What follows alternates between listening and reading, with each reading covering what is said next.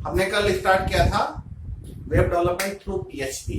तो हमने कल एक जनरल इंट्रोडक्शन पढ़ा था। मैंने आपको बताया था कि पीएचपी ही हम क्यों ले रहे हैं, क्योंकि ये भी कोई आपको कह सकता है कि दूसरी वेब टेक्नोलॉजीज भी आप काम में ले सकते हैं, जेएसपी भी ले सकते हैं, एएसपी भी ले सकते हैं। साथ में अगर आप मोबाइल एप्लीकेशन सीखना चाहते हैं तो उसकी वजह भी पीएचपी पहले क्यों सीखिए, क्योंकि मैंने आपको सुझाव दिया था ये कि हमें पीएचपी से शुरू करना चाहिए। इससे आप सर्वर से थोड़ा इंटरेक्ट होंगे, सर्वर टेक्नोलॉजीज को जानेंगे, उससे आपको मोबाइल एप्लीकेशन डेवलपमेंट में भी फायदा मिलेगा। और सर्वर साइड जो काम, क्योंकि मोबाइल ऐप सर्वर साइड काम पूरा नहीं कर पाती, उसके लिए आपको सर्वर से इंटरेक्ट करने की जरूरत है, डेटाबेस से इंटरेक्शन की जरूरत है, डायरेक्ट माइस्क्यूएल क्वेरी वगैरह। तो जो सब कुछ होगा वो सर्वर एंड पे ही चलने वाला है, डेटाबेस भी सर्वर एंड पे होगा। ऐसा नहीं है कि मोबाइल एप्स के अंदर माइस्क्यूएल काम में नहीं आता या एसक्यूएल काम में नहीं आता या कोई दूसरा डेटाबेस काम में नहीं आता। मोबाइल के अंदर एसक्यूएलाइट भी काम ले सकते हैं और दूसरी टेक्नोलॉजी से भी आप लोकल डेटाबेस भी बना सकते हैं। That is different thing. पर अगर हमें सर्वर से इंटरेक्ट करना है तो हमें सर्वर साइड स्क्रिप्ट लैंग्वेज ही हमें सीखनी पड़ेगी, वही सर्वर से डायरेक्ट इंटरेक्ट कर पाती है। Let's start. तो आगे हम लोग पढ़ते हैं कि इसके अंदर स्टार्ट हम लोग कहां से करेंगे। पीएचपी में स्टार्ट जो इसके अंदर हमारे पूरा, क्योंकि ये केवल पीएचपी का कोर्स नहीं है, ये कंप्लीट इंटीग्रेटेड कोर्स है वेब डेवलपमेंट थ्रू पीएचपी। इसके अंदर PHP scripting language main language के तौर पे काम करेगी, पर उसके अलावा भी और भी टेक्नोलॉजीज हम लोग सीखेंगे, क्योंकि एक प्रोजेक्ट पूरा बनाने के लिए, एक वेब एप्लीकेशन, एक वेबसाइट, ये बनाने के लिए हमें एक कंबाइंड बहुत सी टेक्नोलॉजीज को काम में लेना पड़ेगा। वो हम सारी चीजें सीखेंगे। फॉर एग्जांपल स्टार्ट करता हूं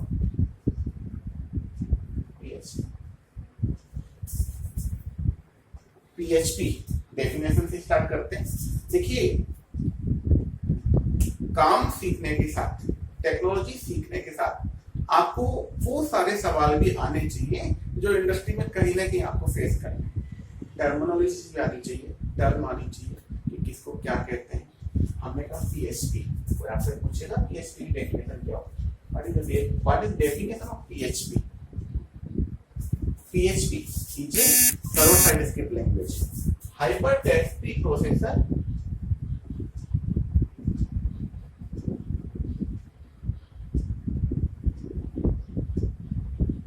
ये फुल फॉर्म ऑफ पीएचपी की full form hyper text preprocessor. तो हम जो हमारी वेब टेक्नोलॉजी होगी वो पीएचपी होगी। अब जो भी आप एक एग्जांपल के थ्रू हम लोग सीखते हैं। मान लीजिए आप फेसबुक पे आपका एक अकाउंट है, आप कोई भी डेटा उसमें फिल करते हैं, अपना नाम, अपना प्रोफाइल फोटो या आपकी एजुकेशन, आपकी डेजिग्नेशन, व्हाटएवर जो भी आप सेव उसमें कर रहे हैं, सारी वैल्यूज डेटाबेस पर जाकर के सेव हो रही है। इसका मतलब देखिए, दिखाने के लिए और सर्वर पे जो भी आपको डेटा रिप्रेजेंट करने के लिए आप इस काम में ले रहे हैं, पर डेटाबेस के तौर पे आप, हमें डेटाबेस में इसको लेना होगा जहाँ डेटा स्टोर होगा, और हमें डेटाबेस के तौर पे हम पीएचपी के साथ मोस्ट प्रोबेबली 90% या मोर देन 90% काम में लिया जाता है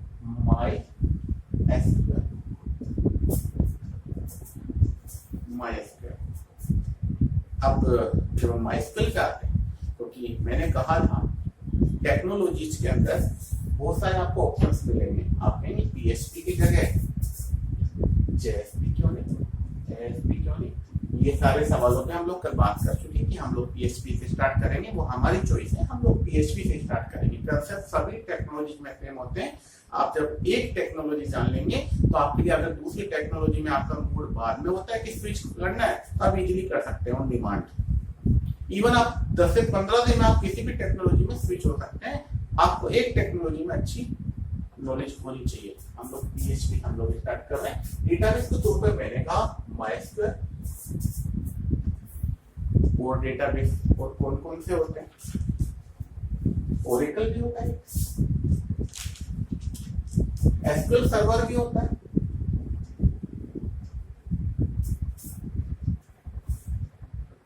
MySQL है, Oracle है, SQL सर्वर है, हम लोग MySQL काम में लेने वाले हैं। PHP के कंपेटेबल सबसे अच्छा MySQL होता है, अच्छे PHP फंक्शंस भी हैं इसमें, और सबसे बड़ी बात ये भी ओपन सोर्स है।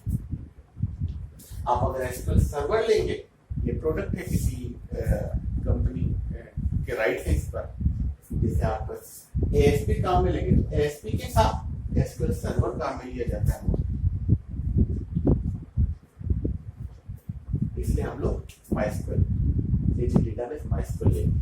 फिर आप कहेंगे, जैसे आपने पढ़ा होगा अभी तक या बेसिक तौर पे, जब इनिशियली स्टूडेंट के कोर्स में जब प्रोग्रामिंग आती है, जब वेब टेक्नोलॉजीज या वेब लैंग्वेजेस की बात होती है, तो सबसे पहले एक लैंग्वेज सबसे पहले निकल करके आता है। किसी से जब आप पूछेंगे वेबसाइट किस लैंग्वेज में बनी होती है, तो आप सबसे पहले कहेंगे HTML।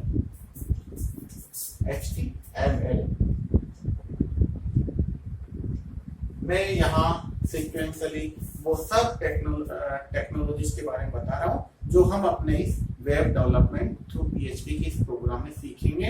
हम एक पूरा प्रोजेक्ट बनाएंगे और गारंटी से वो प्रोजेक्ट पूरा होगा, और मेरे एक प्रोजेक्ट के साथ साथ आप भी एक अपना प्रोजेक्ट बनाएंगे।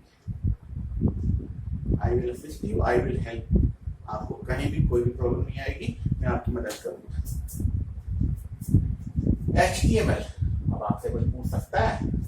अब HTML जब हम पढ़ रहे हैं, मैंने क्या कहा, जब भी आप किसी भी टर्म में जाए, उस टर्म के बारे में पूरी इसको क्यों बोलते हैं, क्या डेफिनेशन है, क्या फुल फॉर्म है, क्या करती है, सारे XYZ A to Z सारे सवाल आपको पता होने चाहिए।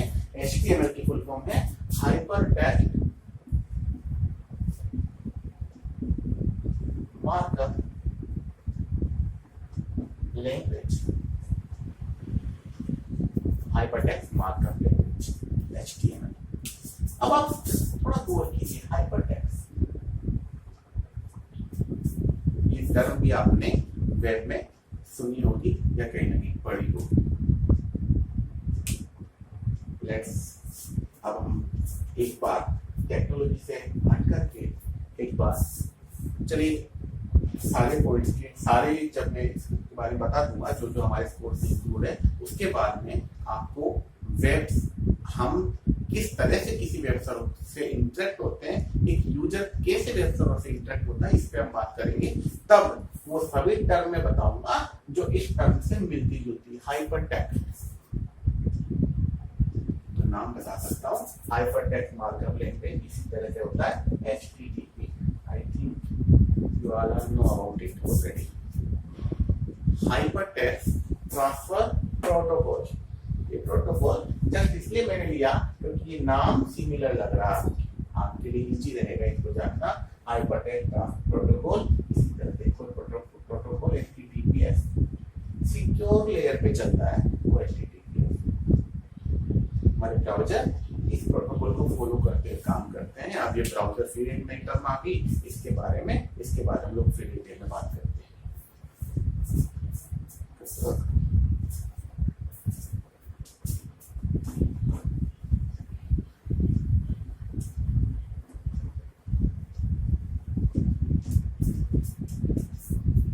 PHP डेटाबेस के लिए हमने MySQL, फिर HTML के अलावा आपने देखा होगा HTML टेक्नोलॉजी जो टेक्स्ट से बनी हुई स्पेशल लैंग्वेज है ये वेब पेजेस को बनाने के लिए। ये पेजेस सर्वर से अच्छे से रेंडर हो जाते हैं, इसलिए हमारा डेटा जो भी फ्रेश डेटा होता है हम इसी फॉर्मेट में वो हमारे वेब ब्राउजर जो हमारा वेब क्लाइंट है उस पर रिप्रेजेंट होता है इस लैंग्वेज। थोड़ा उसको और अगर हमें लुकअप देना हो, अच्छा डिजाइन, कलर, थीम वगैरह सब कुछ देना हो, तो इसके साथ HTML के साथ CSS का प्रयोग होता है। CSS cascading style sheet. और अगर इसके अंदर और इंटरेक्टिव बनाना हो, फॉर एग्जांपल कई बार आपने देखा होगा अलर्ट, एक सिंपलेस्ट यूज है, अलर्ट आ गया या किसी कोई confirmation popup, are you sure you want to delete it, इस तरह के जो कंफर्मेशन आते हैं वो सब बनाने के लिए हम लोग मोस्टली काम लेते हैं जावास्क्रिप्ट। जावास्क्रिप्ट इज ये भी एक स्क्रिप्ट लैंग्वेज है। अब दो डेफिनेशन मैं आपके सामने बताता हूँ, PHP and JavaScript. PHP is a server side script language, but JavaScript is a client side script language. JavaScript एक client side script language है। ये डेफिनेशन मैं आपको बता रहा हूँ। देखिए जब हम डेवलपमेंट करेंगे तो सारे कंसेप्ट और भी अच्छे से क्लियर होंगे, क्योंकि हम प्रैक्टिकल ये थ्योरी क्लास, कल एक थ्योरी क्लास थी जो मैंने पेड कर दी क्योंकि कल बोर्ड अवेलेबल नहीं था, तो बिना बोर्ड के मैंने ली थी।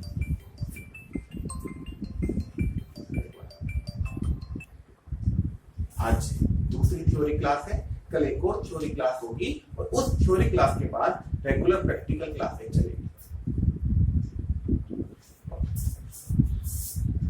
तो जावास्क्रिप्ट एक क्लाइंट साइड स्क्रिप्ट लैंग्वेज। अब एक क्लाइंट और सर्वर, क्योंकि PHP के लिए मैंने कहा सर्वर साइड, इसके लिए मैंने कहा क्लाइंट साइड स्क्रिप्ट लैंग्वेज, इन सब के लिए हम वापस फ्लैशबैक में जाते हैं। कल मैंने आपसे कहा था कि वेब के टर्म में क्लाइंट कौन है और सर्वर कौन है। सर्वर वो मशीन है जहां पे हमारा वेबसाइट का सारे डेटा स्टोर है और वो वहीं से फेच होकर के हमें हमारे ब्राउजर पे दिखता है। वो जो ब्राउजर होता है वो हमारा वेब टेक्नोलॉजी के टर्म में क्लाइंट है।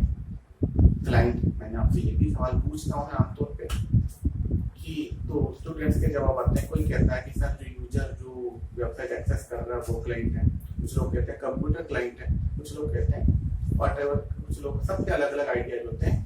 पर क्लाइंट होता है हमारा वेब ब्राउजर। वेब की टर्म में ब्राउजर हमारा क्लाइंट है और सर्वर वो है जहां से हमारा डेटा पेज होकर के दिखता है। आप इसको दिमाग में फिट कर लीजिए। अब यही मान के देखिए,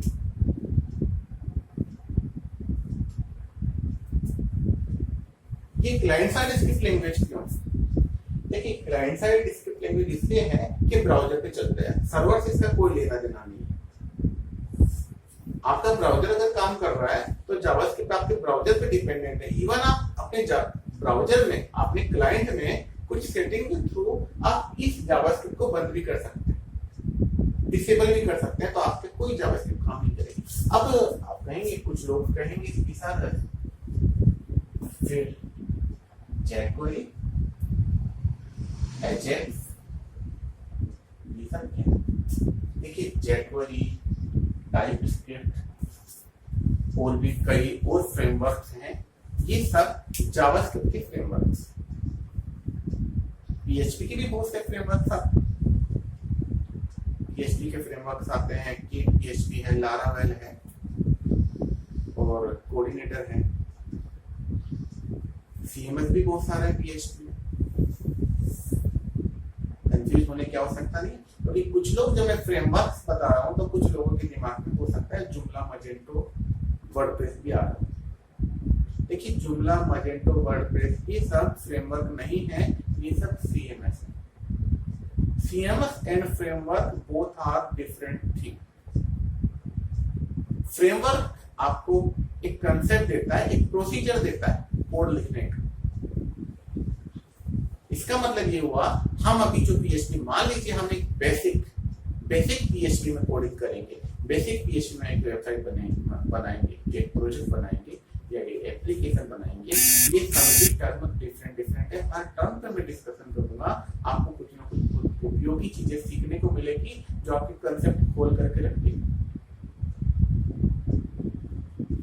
ठीक है, तो जब PHP के फ्रेमवर्क्स की बात करते हैं, क्योंकि PHP में दो चीज मैंने आपको बताई, कुछ फ्रेमवर्क है, कुछ CMS है, जुमला, मजेंटो, वर्डप्रेस, ये CMS है। CMS की फुल फॉर्म होती है, CMS की फुल फॉर्म होती है कंटेंट मैनेजमेंट सिस्टम।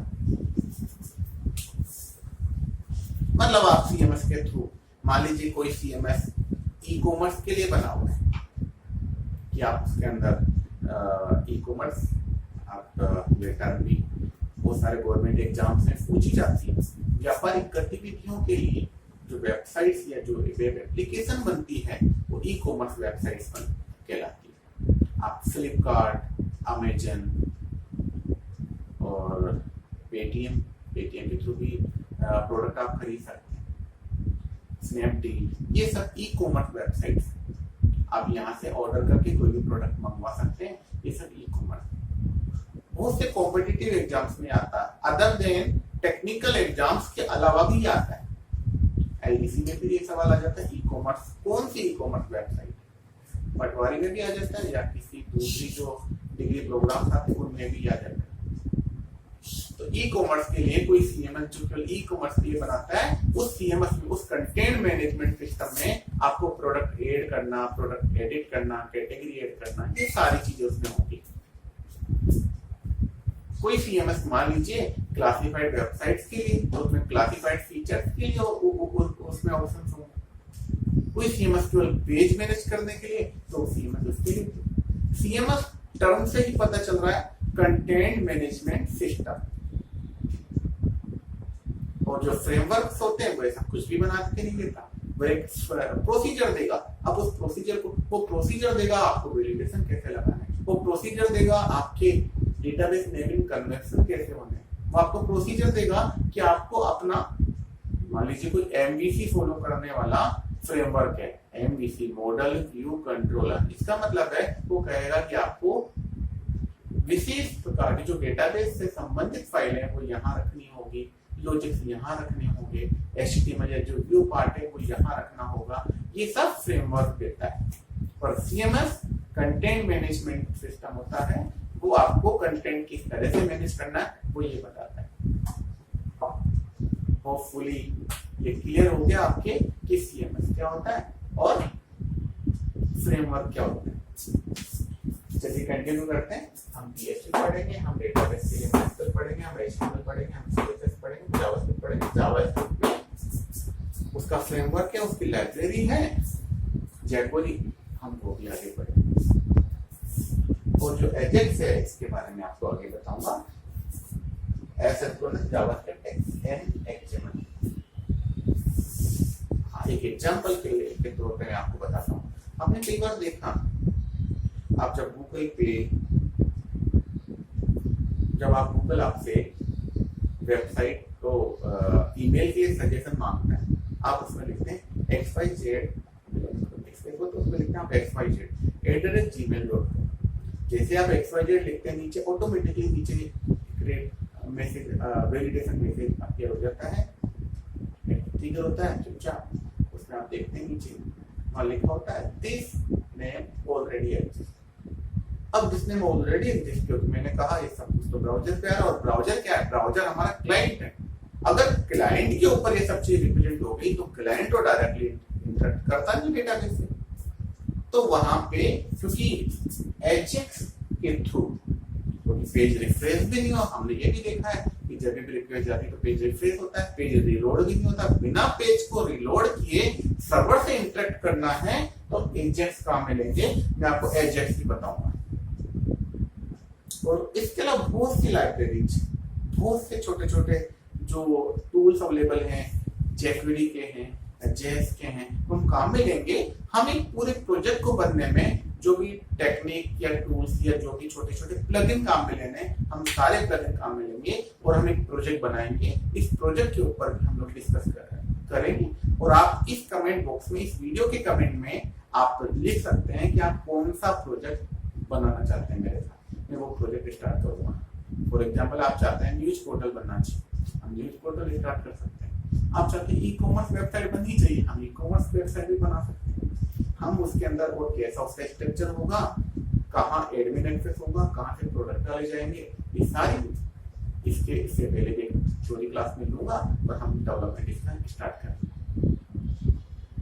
तो आप देख सकते हैं और होपफुली ये जो भी मैंने लिखा है एक ग्रुप बन गया है टेक्स्ट का, हो सकता है तो ये आप वीडियो है तो आप वापस इसे चला करके देख सकते हैं स्टेप बाय स्टेप, जो भी मैंने बताया आपको समझ में आ रहा होगा। इसके अलावा कोई छूट गया, कोई टर्म छूट गई या कुछ, तो हम डेवलपमेंट करते टाइम उस चीज को यूज में लेंगे और होपफुली 100% नहीं तो 99% आप पीएचपी डेवलपर बनेंगे। पीएचपी डेवलपर बनने के लिए कोई न्यूनतम रिक्वायरमेंट नहीं है कि आप कोई पीजी डिग्री होल्डर होने चाहिए, बीटेक होने चाहिए। मेरे लिए तो कम से कम नहीं है, मैं आपको जीरो से सिखाऊंगा। आप जरूर सीखिए। फिर भी आपको दिक्कत होती है, आप कांटेक्ट कर सकते हैं मुझसे डायरेक्ट। मुझे आप कमेंट बॉक्स में आप मैसेज डाल सकते हैं, उसमें रेस्पॉन्ड करूंगा। जरूरत होगी तो आप मुझे व्हाट्सएप के थ्रू भी आप पूछ सकते हैं और कॉल भी कर सकते हैं।